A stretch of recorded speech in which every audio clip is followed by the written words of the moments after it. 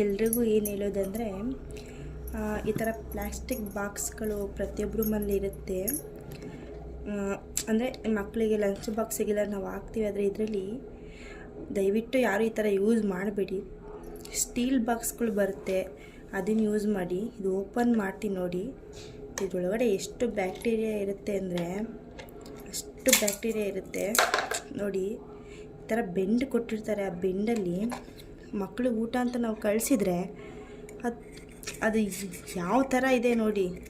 ಮಕ್ಕಳಿಗೆ ಕಾಯಿಲೆ ಬೀಳ್ತಾರೆ ಅಂತಂದರೆ ನಾವು ಇದರಿಂದನೇ ನಮ್ಮ ಮಕ್ಕಳು ಕಾಯಿಲೆ ಬೀಳೋದು. ಬೇರೆ ಯಾವುದರಿಂದನೂ ನಾವು ಕಾಯಿಲೆ ಬೀಳ್ತಾರೋ ಇಲ್ವೋ ನಮ್ಗೆ ಗೊತ್ತಿಲ್ಲ. ಆದರೆ ಮಕ್ಕಳು ನಾವು ಕಳ್ಸೋ ಊಟ ಇರುತ್ತಲ್ವ, ಅದು ತಿಂದಾಗ ಮಕ್ಕಳಿಗೆ ಇಲ್ಲಿ ನೋಡಿ, ಇದು ಕ್ಯಾಪಲ್ಲಿ ಎಷ್ಟು ಗಲೀಜಿದೆ ಅಂದ್ಬಿಟ್ಟು ನೋಡಿ.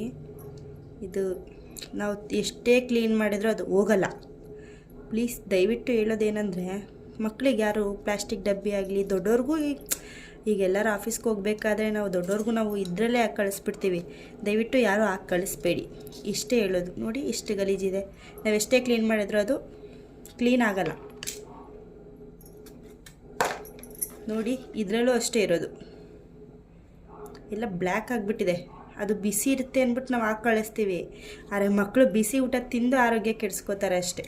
ಮಕ್ಕಳೇ ಆಗಲಿ ದೊಡ್ಡವ್ರಿಗೆ ಆಗಲಿ ಯಾವುದೇ ಕಾರಣಕ್ಕೂ ಈ ಥರ ಬಾಕ್ಸ್ಗಳಲ್ಲಿ ಯಾವುದೇ ಕಾರಣಕ್ಕೂ ಹಾಕಬೇಡಿ.